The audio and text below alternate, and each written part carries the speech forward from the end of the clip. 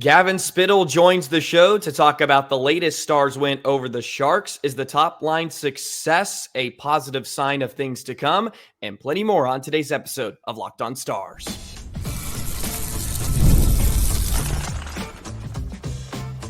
You're Locked On Stars, your daily podcast on the Dallas Stars.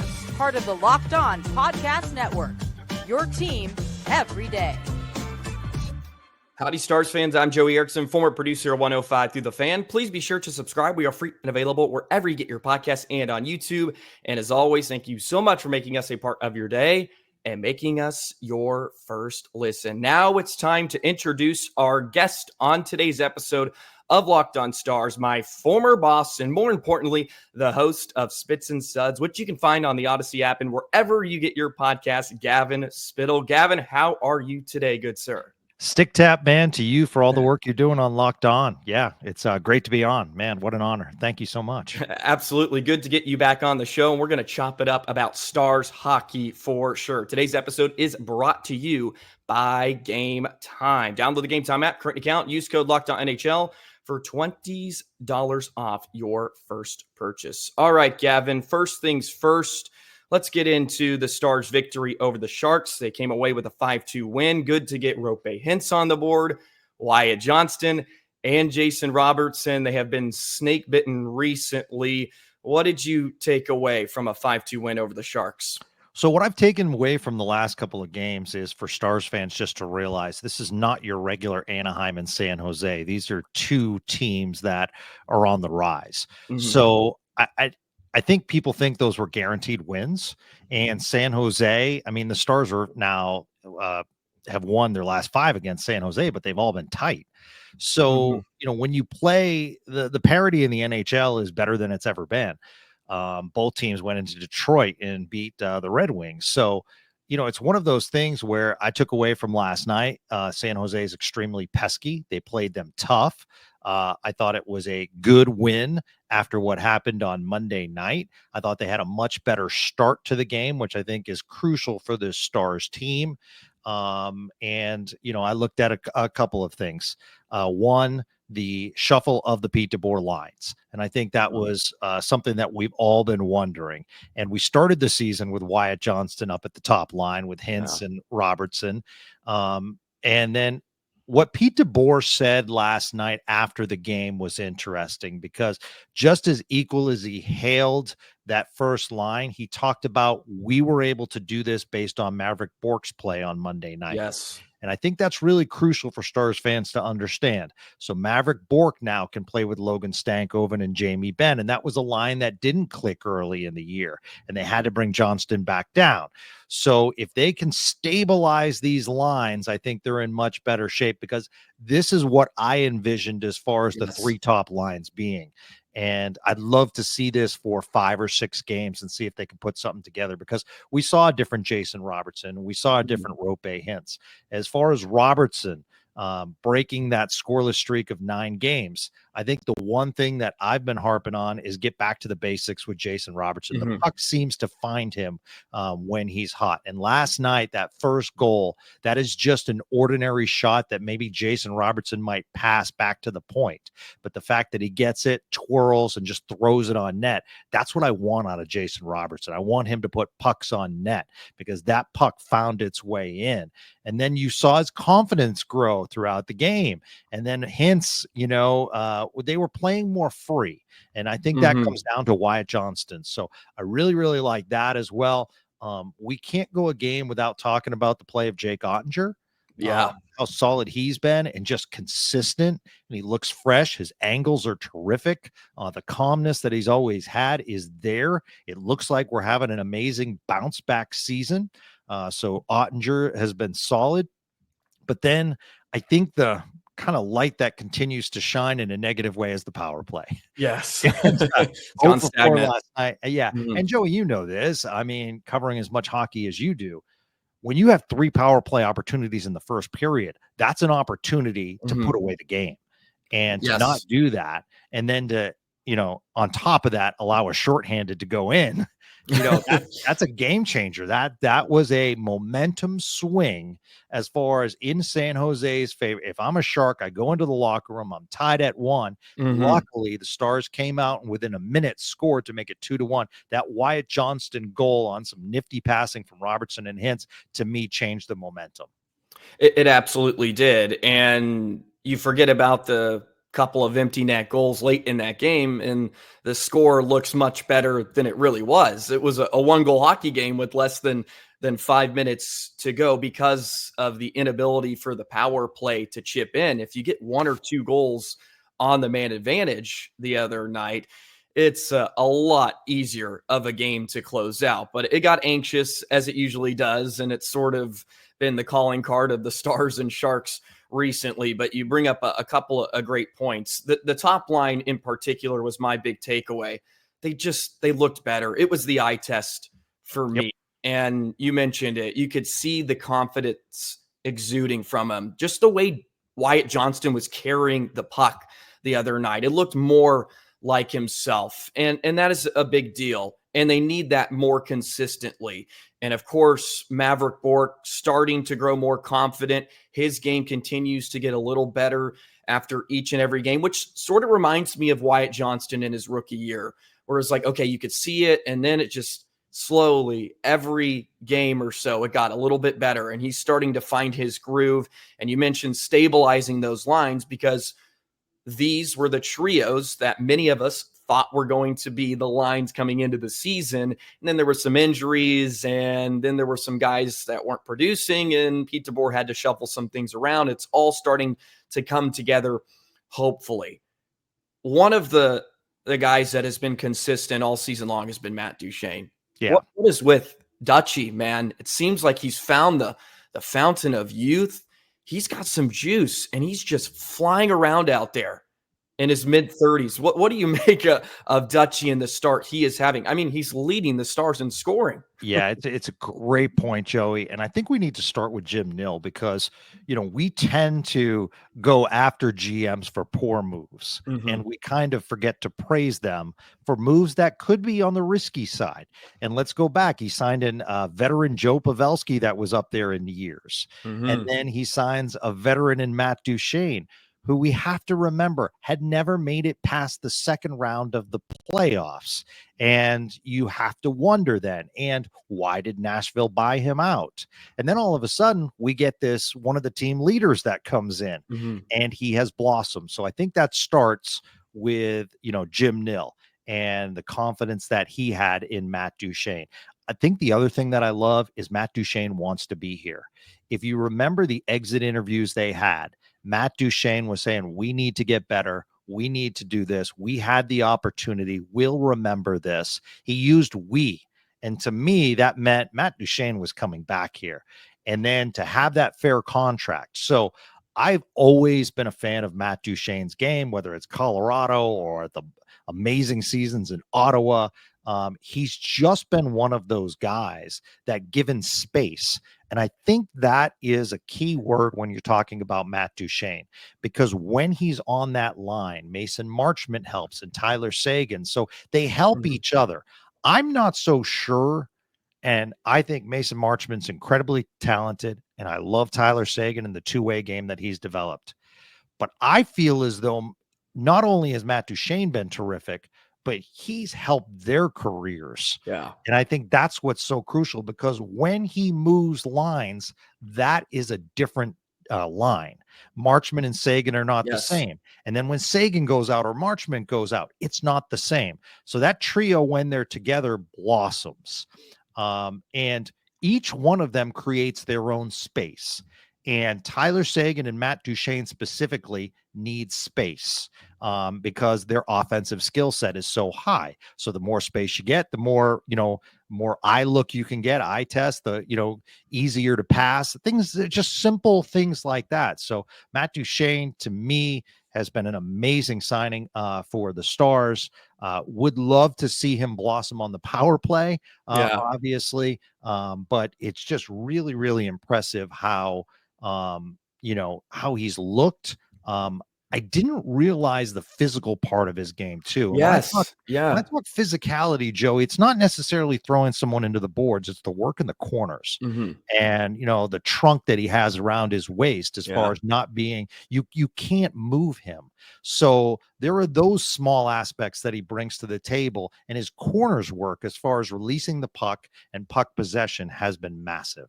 Yeah, his back checking ability, just his hunt and want for the puck is something that may be overlooked until you get Matt Duchene on your team and you're watching him on a nightly basis. He's certainly the straw that stirs the drink for that line, which has been incredible to begin this season. I mean, the work that Tyler Seguin has done too. It's just, I don't know what he did to the hockey gods in the post at the American Airlines Center. He just can't get one to go in, but man, he's just getting scoring chances in bunches, which is a nice sign. It's a great sign. He's looking like almost prime Seguin from a few years ago. But before we move on to Tampa here on the weekend, would love to hear your thoughts on the defensive pairings. We saw Matt Dumba last week get scratched for a few games. Nils Lundqvist was out of the lineup. Brendan Smith has checked in. Lindell went up with Miro, which I think is a pairing that the Stars should let marinate a little bit. What says you? I agree. I think that's a great point. I absolutely love what Esa Lindell is doing. He makes plays like last night. There was a play that could have been very dangerous for San Jose, and excuse me, Esa Lindell with the stick just taps it aside. And It's just a play that maybe a lot of people wouldn't notice, but it was a dangerous play for San Jose. So I love that pairing. And the reason I love that pairing is we got to get Miro going a little bit more offensively. Yes. And I'm not saying he needs to be Cale Makar. There's only one Cale Makar, but I think when one of the things I look at this blue line is, as far as scoring efficiency, and the forwards are doing it all for Dallas. So, it would be nice to get some blue line scoring. So with that, I think that you can just move Dumba down a little bit. And I think similar to what we saw with Ryan Suter as a second or third pairing defenseman, I think that Matt Dumba is a lot more effective. Ilya Lyubushkin is a terrific story. I was great signing. Critical of that 3-year deal. Yeah. I think a lot of us were. We were hesitant. I mean, I think he had been on 5 or 6 different teams, or maybe even 4, but he's only been in North America for 6 years. And that's an adjustment that I'm sure he's still getting used to.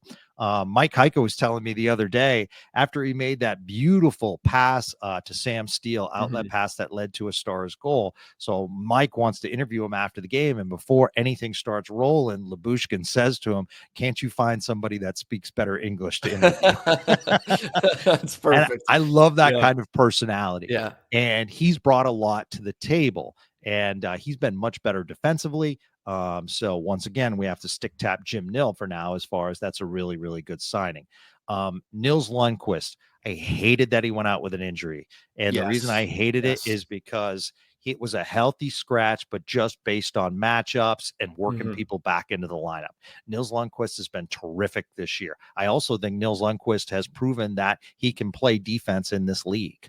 So this is like a reclamation project. And the fact that we're not talking about Nils Lundqvist as far as his minutes intake or anything like that, I think is a good thing. So I hated to see that last night as well. So I think they certainly have more depth when you can take a guy with over 700 games in Brendan Smith and insert him into the lineup. Like I was getting tweets last night. Does this mean the call up of Liam Bichsel? And the reality is that Bichsel is thriving down in Texas. You do not touch that right now, especially since you have Brendan Smith.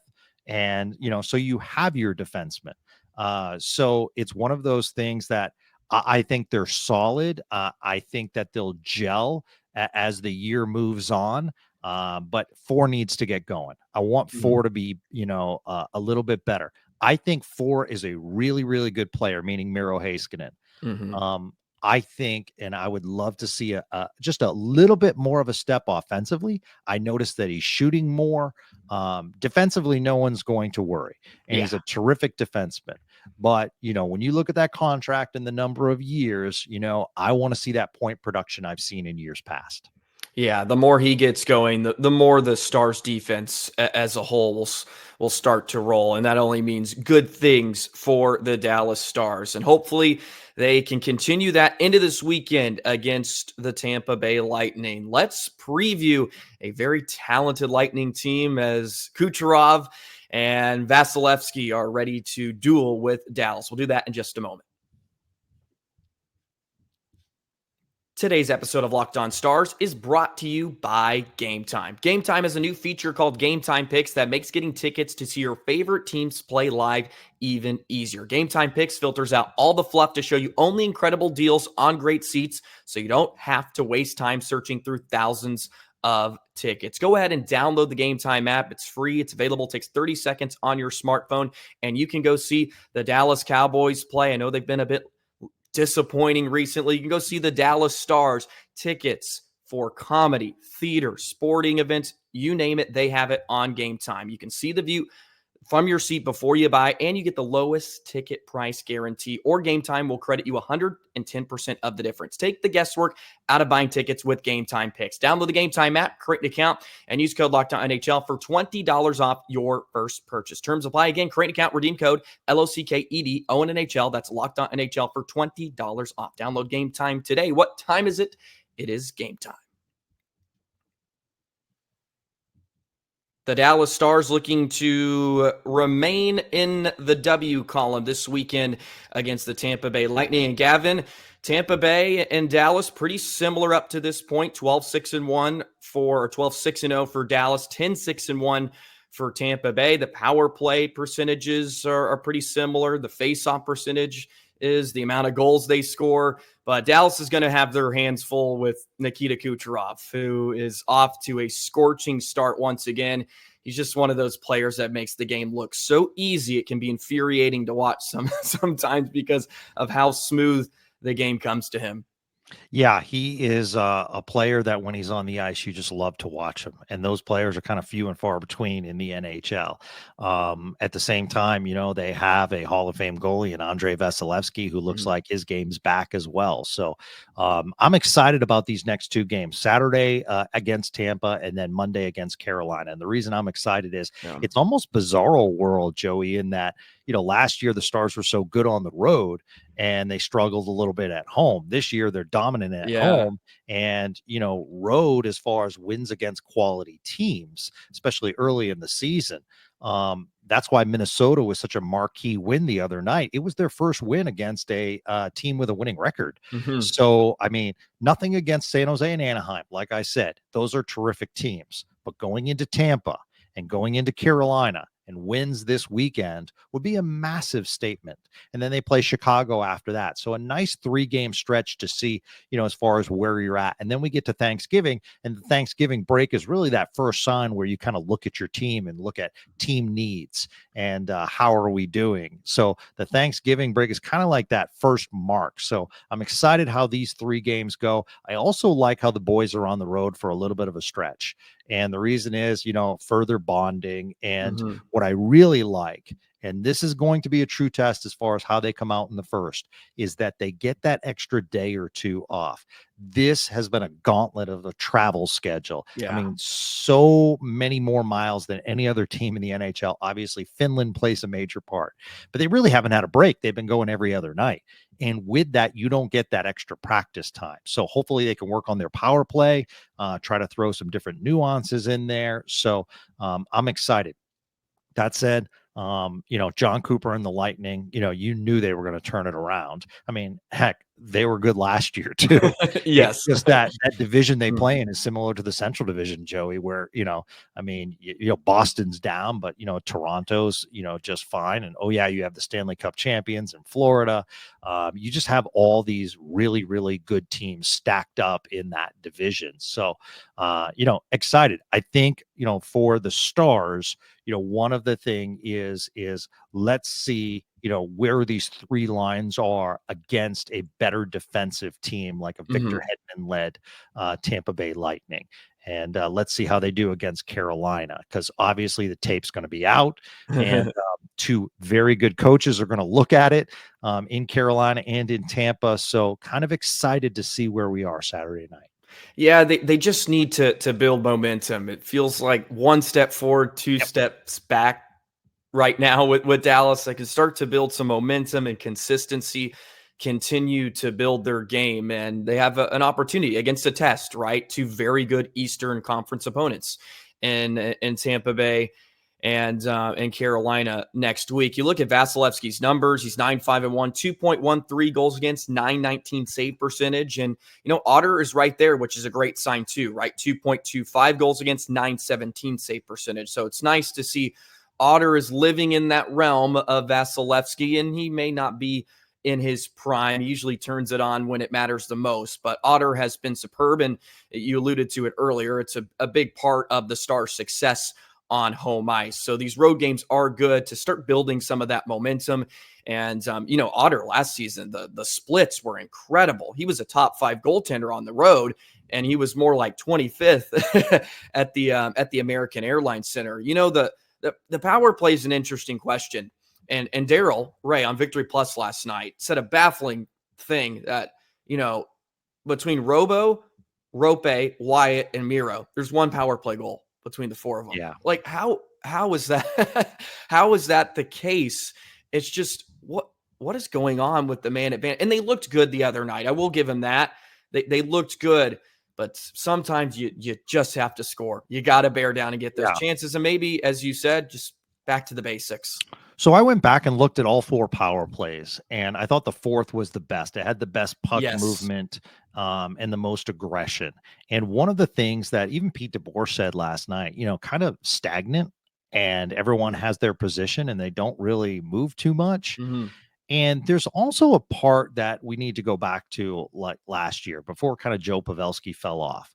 So I feel like they're kind of running the same power play as if Joe Pavelski's still on the team. Yeah. Whereas you saw several times Miro Heiskanen from the point with that wrist shot directly on net. Well, if you have Joe Pavelski with the high tip, that's one thing. Yeah, but 95% of the time he's going to get a piece of it. Exactly. Now all of a sudden we put another player in there. It's not always going to happen. Yes. And I think honestly that has been one of the aspects. So I personally would love to see more shots from the slot and more, puck movement and just change things up. So one of the things they did last night on the 4th power play is they hit the bumper in the middle, and the bumper, the guy that is in the middle closest to the goalie for the one-timer. And you can't always hit it because, that was the first power play in which I saw San Jose really crunch in because the Stars kept it in the zone. Mm-hmm. But if you look at that shorthanded goal, and I think the tape's out on the Stars power play, and what led to that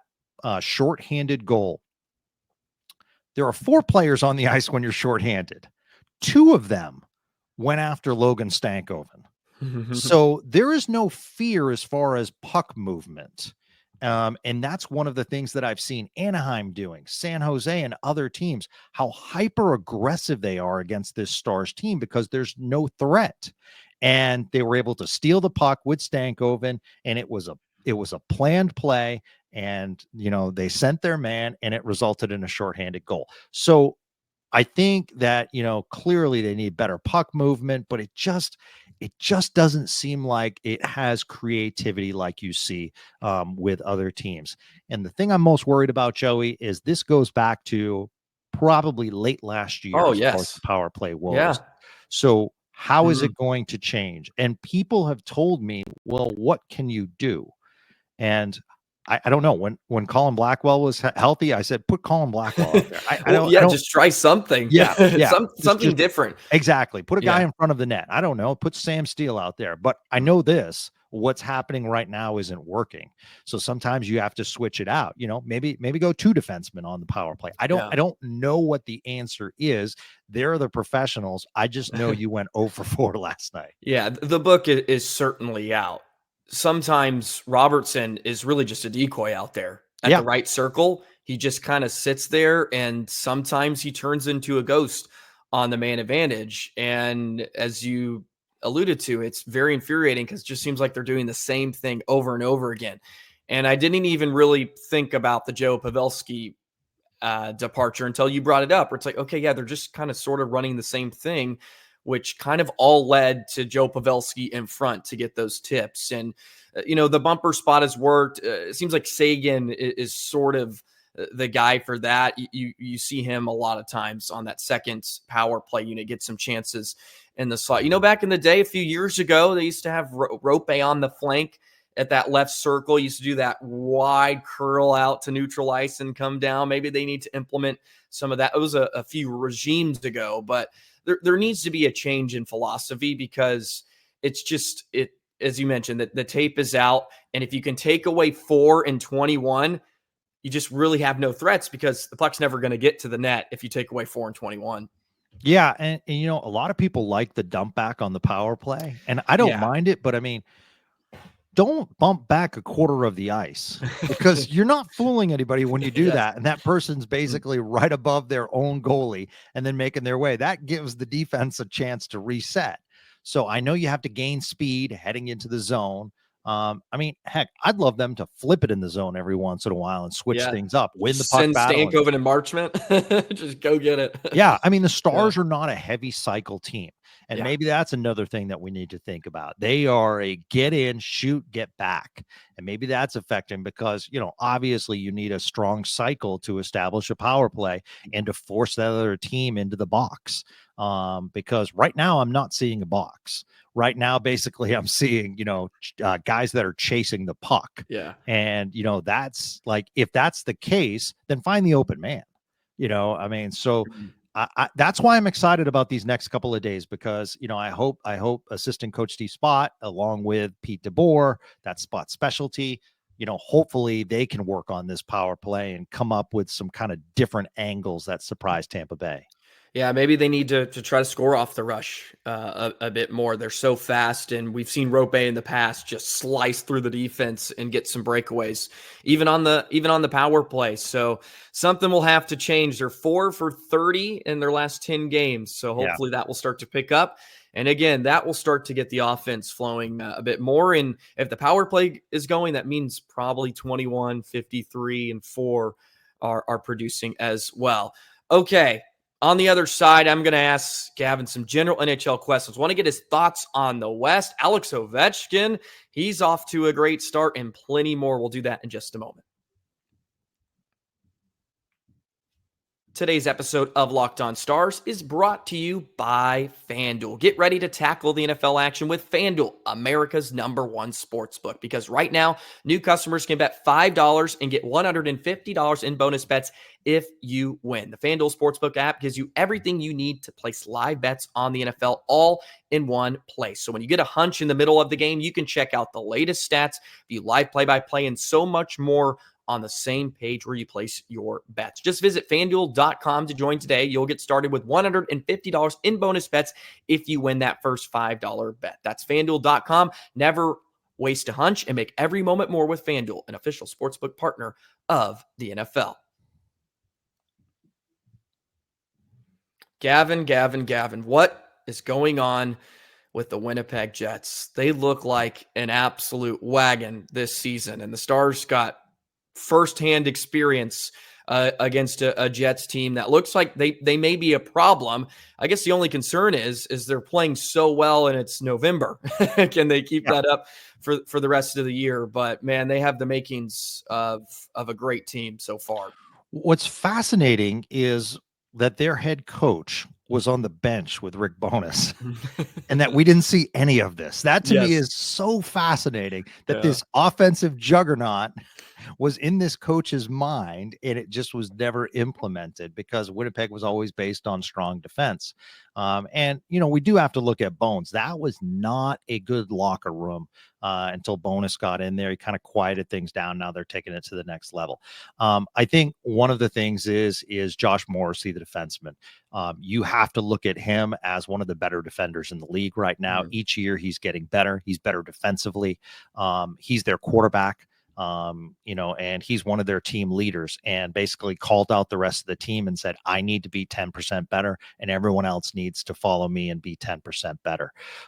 So, and then quietly, Kevin Cheveldae, the general manager, has made some really interesting moves. You know, getting, you know, not easy to dump a salary like Pierre-Luc Dubois.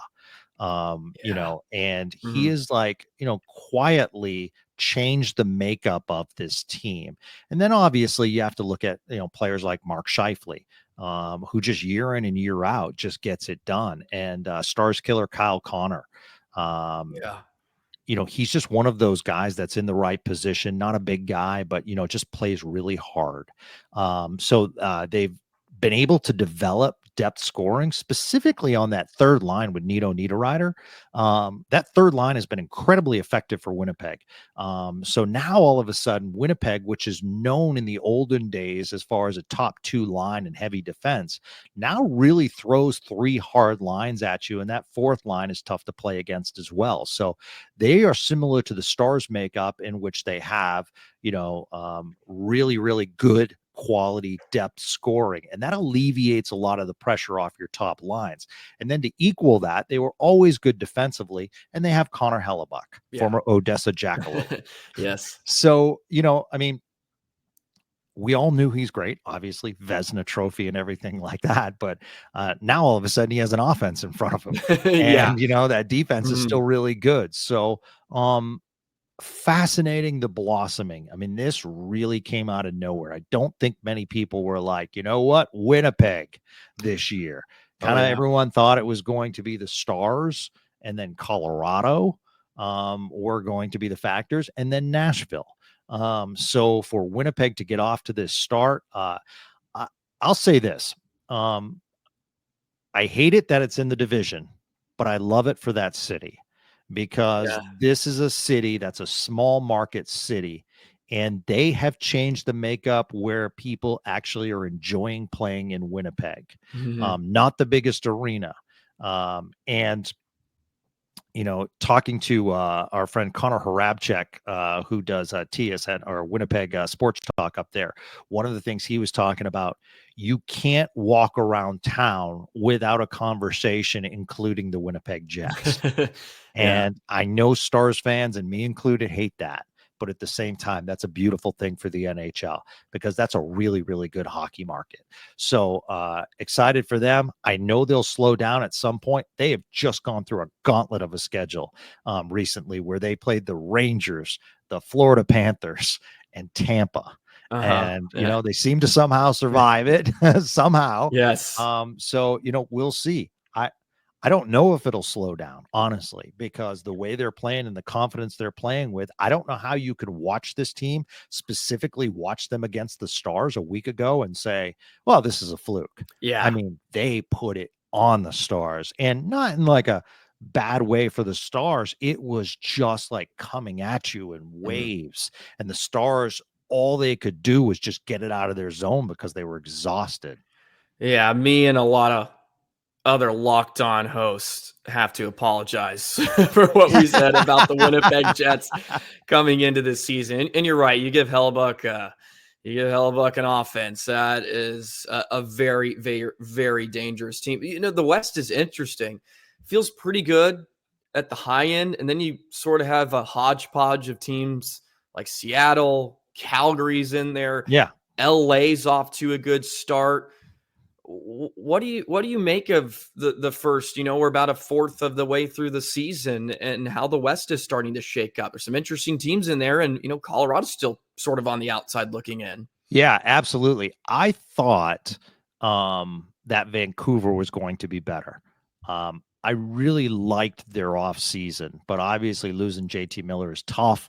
They're not out of it. I mean, heck, they're the second wild card team. Yes. And let's remind everyone, Edmonton is back, and they are the first wild card team if the season ended today. So not the best start for the Oilers, but they're coming on. So that's good. You're right. It is fascinating. Talking with Joe O'Donnell in Minnesota, he's the play-by-play voice of the Wild when we were doing season previews on Spits and Suds.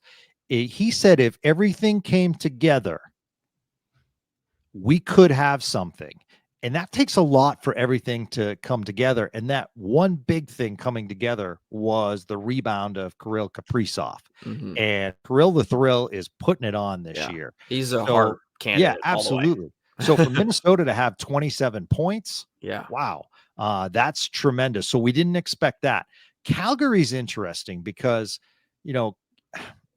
Calgary is supposed to be in a rebuilding stage. So I don't know how much Calgary will stay up, but it's a really nice story. The LA Kings are very young, but they're a nice story as well. So it is fascinating. It's deep, but you're right. It's kind of a hodgepodge as far as who's going to take that reign, especially, when you look at the Pacific Division. And Vegas is in the lead, but then you have the Flames, the LA, the Kings, Oilers, and Canucks, and there's only 3 points that separate them. Mm-hmm. So, I mean, who knows what's going to happen in the Pacific? And all these things are kind of good news for the Stars, because, you just need to win your games and, stay up there where hopefully you're going to be a top 3 team. But if you're not, then, keep racking up those points for wild card opportunities. Just get in. Yeah, and you mentioned it's good news for the Stars, and yeah, you look at Winnipeg, who's off to a fantastic start, obviously, and it sort of puts things in perspective too. If you're Dallas, do you really want to win the Central? Because there's a real possibility the 2 division winners have to play Edmonton and Vancouver. Yeah. Do you really, are those the teams you really want to face? And if you're Dallas, you might as well just take a crack at Minnesota again, a team that you've had good success against at home and on the road. So is there really an incentive? And, Dallas has gone through it as well last season. Your reward is an 8 seed Vegas team, and then you get Colorado, and then you get the best player in the world. It's like, with the way the format is, it's like, if you're Dallas, you're already kind of behind. It's like, well, let's not put a lot of stock in wasting a lot of resources, manpower, energy to try to win the West. Yes, we would love to get home ice advantage. Hasn't really helped us anyways in the past. So, just get in, right? And try to flip the switch. But at the same time, you want to be playing well going into the postseason. I don't want the Dallas Stars to be limping. But if they're playing well, you're going to be, okay, like they can make a run. And sometimes you just need things to fall perfectly. And I guess the good thing about possibly those wild card opportunities, if it is in Edmonton or Vancouver, well, you get a good team out either way. It's one less good team to have to play down the line. Joey, I think you brought up a great point, and that's why I think they need to go back to 1 through 8. I appreciate what the NHL was trying to do as far as division rivalry, as far as 2 needs to play 3 and just stay within your division. But you also have scenarios where the Stars had to play the last 2 defending Stanley Cup champions. And clearly we saw the wear out factor against Edmonton. And then you look at who they played, Edmonton, and Edmonton had to play the LA Kings and the Vancouver Canucks. Mm-hmm. So, and a Vancouver Canucks team that was down to their 3rd or 4th goalie. Yeah. So, it's one of those situations, you never know how it's going to play out. But looking back, you're like, wow, Edmonton clearly had the easier road, and maybe they were fresher, more fresh, so to speak. So, that's why you just kind of have to win what's in front of you. But I mean, I look at that Pacific Division, honestly, if the Stars happen to play Vegas, I like the Stars' chances. Yeah. So there's no one really in the Pacific that, to me, from a Dallas Stars standpoint, I say, oh, wow.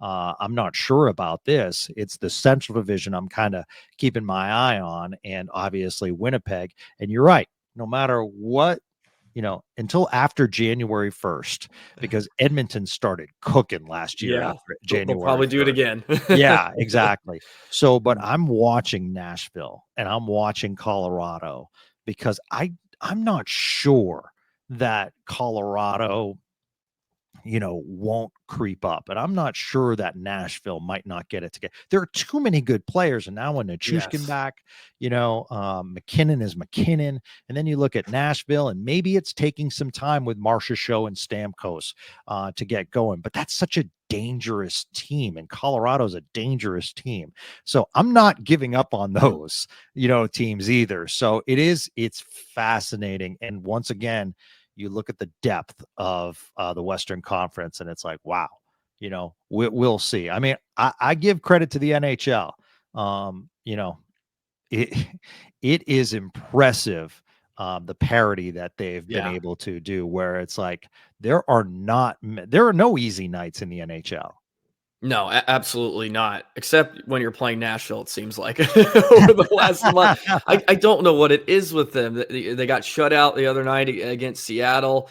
they have struggled. And as you said, maybe this is a St. Louis Blues story from a few years ago where they were like in last and they somehow climbed the ranks because there's too much talent up front. And even last year without those guys, they were still good. And yes, there's a learning process certainly with Stamkos and Marchessault. Marchessault is a little bit different a story, but Stamkos, who was in one place for his entire career, got to find out where you're going to get coffee now on game days and where you're going to sit on the bus and all those sort of things. But man, they are mind-boggling. Just nothing has gone right for them yet. And Colorado's a team, I think they're going to be fine. Lehkonen came back. Mittelstadt has sort of solidified their second line. He's scoring well. So they have too much talent as well. So yeah, there are a lot of teams that can creep up, and it really is so early. We sort of make our minds up on these teams, but it can change in a heartbeat. Just like it seems like the Stars every night. we have a different thought on them. Well, and yeah, you're right, Joey, and we don't know what's happening. I mean, you saw Utah out of the gates hot, and that's something I talked about. I like this Utah makeup, but when you lose your top two defensemen in Marino and Durzi, that's tough to replace. I mean, think about it. If Miro goes down, how good are the Stars? Or even if Harley goes down or whatever. Yeah, you do have Bichel in waiting, but at the same time, injuries just play such a key component as far as the makeup of how these teams and can they make playoff runs. So, we don't know what's going to happen, but we do know there is lots of depth. And yeah, I'm with you. Nashville puzzles me. It's just one of those things where you looked at the beginning of the year and you looked at that power play of Nashville and, was talking to some people in Nashville, and it's like, you're looking at Ryan O'Reilly, Steven Stamkos, Jonathan Marchessault, Forsberg, Roman Josi, and you're seeing this. It's like, wow. And you signed UC Saros to that long-term deal. And, it's just so fascinating how that hasn't come together. And that's why I'm like, okay, there's still time. There's still time. Yes. I certainly bought into the hype. It just hasn't quite clicked for them. NHL just posted this moments ago, Gavin. Figured we'd share it. This is the goalie appreciation post. It's the Vezina tracker. Jake Ottinger is on that list. Where do you think Jake Ottinger falls? What number? There's a list of 5 names.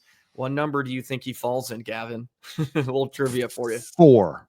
He's at 5th, so you're almost there. Ooh. Anthony Stolarz, former Corpus Christi Ice Ray, by the way, is at 4th. Igor Shesterkin 3rd, Philip Gustafson number 2 out of Minnesota, and then Hellebuck, no surprise, is up there at number 1. But Ottinger has 22 points right now in 5th, so he's in there, which is a good sign. Yeah, great sign. And you know what? When we talked about Minnesota, I should have mentioned Gustafson because he is a terrific story for the Wild, and looks like they have a terrific goalie. And he struggled a bit last year. So, and that's so fascinating that you talk about it, because if we went, I don't know, 3 months ago, before the NHL season started, where would Jeremy Swayman have fallen? Maybe in that top 5 as far as preseason Vezina candidates. So I say this, like, Jake Ottinger admitted that, have you seen my goals against average since Chris Tanev arrived? And as much as like goalie is such a polarizing position, it's like quarterback in the NFL, and it's one of those things where everyone's going to point toward Dak Prescott. Yes. And everyone's going to point toward Jake Ottinger, expecting him to save everything. And candidly, he really is this year.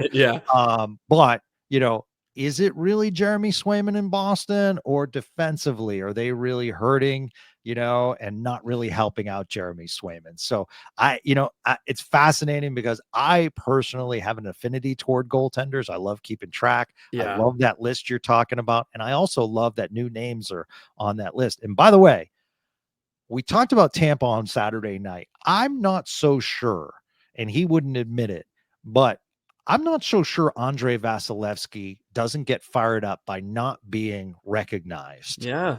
He's a first ballot Hall of Famer. Yeah, he's been glossed over, it feels like, over the last few seasons, right? Yes. He's just like, people forget. He's like, oh yeah, he's won 3 cups. And right. And by the way, the other night, the fastest goalie ever to get to 300 wins, I believe. Gosh. So, it's like, oh, okay. I mean, we're just kind of used to Vasilevsky. Yeah, no, you're right. We're just used to it. And I think sometimes that, that almost comes at a detriment to those guys when you just get accustomed to seeing. But hopefully Jake and the Otter can stay in that conversation for the rest of the season. Let's flip it out east just for a moment before we wrap things up today. Thank you so much for hopping on. Good we could get you on. I know the Locked On Stars listeners were tired of hearing me gripe and moan. You're certainly lifting my spirits. I feel like I've been such a pessimist lately. I needed some more positivity, so I appreciate you for bringing that. A team that stood out, I mean, how can they not, in Washington? What they're doing right now, they had a very, very good offseason. You talk about some GMs that need some credit out there in Washington. Ovechkin is scoring. He may get the record, but Washington's been a good story off the hop. They really have. I love the move of acquiring Jacob Chychrun.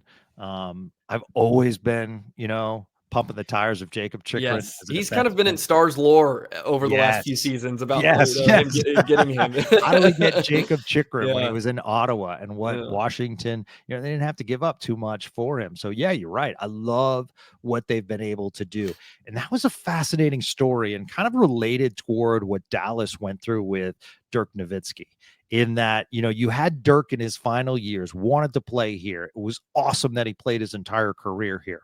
But at the same time, it just seemed as though Washington was kind of revolving around this Ovechkin record and, couldn't really necessarily get those pieces. So it was Ovi that everyone focused on. Now there's a quality team. And, the goaltending is more solid. The defense is much better. I mean, the fact that they're in the Metro Division sitting at second right now, 1 point behind Carolina. Yeah. You're right, Joe. I think this is obviously Winnipeg, but this is one of the better NHL stories. Charlie Lindgren's been great for them, and you mentioned in between the pipes, former St. Cloud State Husky, not a big deal. Love these references. He's certainly been good. Would love to get your thoughts on a former bench boss of the Dallas Stars, Jim Montgomery. Yeah. I've always had an affinity for him. I wish he would come back to Dallas. And that's not a shot at Pete DeBoer. I know there were some things outside of hockey that he was dealing with, but for him to get let go in Boston with the incredible numbers he has had. I mean, winning wise, like he's had the fantastic regular season, but it's what have you done for me lately? Yeah. And they never really got it done in the postseason, but you have to feel like there's a lot of teams that are going to be knocking on his door, possibly here in the next few months, depending on how some teams go, but certainly at the end of next season. Yeah, absolutely. And it starts with the regular season winning percentage for his career in the NHL, over 700. So, and then second, you cannot fault Jim Montgomery in Boston, and I'll tell you why. Because look at the coach before Jim Montgomery. It was Bruce Cassidy. And then what did Bruce Cassidy do? He won a cup in Vegas. Mm-hmm. So I'm not faulting the Bruins organization. I just know that the expectations are at an elite level every single year for Boston fans. And you can only pull so many triggers, and one of which is coaching. I know that there was some talk about Marchman and him, kind of, not necessarily getting along the best. Both denied it. But at the same time, I agree with you. I think Monty ends up as a bench boss soon. I'm interested to see what he wants to do, because with the success he's had, when he was with Dallas and then as an assistant with St. Louis and then on to Boston, clearly there's an NHL track record, but there's also an amazing college track record at University of Denver.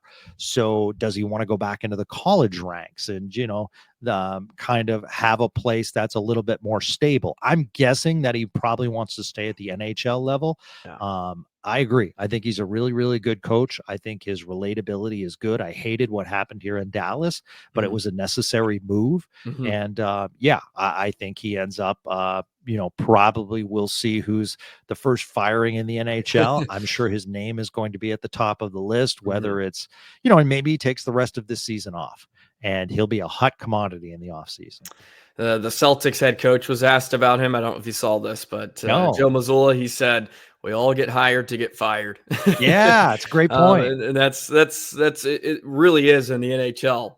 Number one, it's a head coaching carousel. It feels like it's the same names that kind of revolve. And then, as you said, like Cassidy, sometimes you get in a good spot and then you win. It's just that change of scenery. So maybe you're that's the absolutely thing. right. I mean, let's look at our own coaching for Florida, New Jersey. Mhm.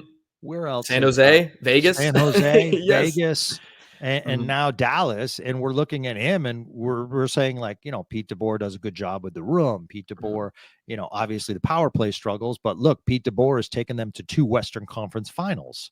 Mhm. So, but are we really talking about Pete DeBoer and the revolving door that he's been in? I mean, No. kind of, Yeah. as in the media and as far as fans, we kind of have to just look toward the future and not look back, because NHL has the quickest trigger of any league as far as getting rid of coaches.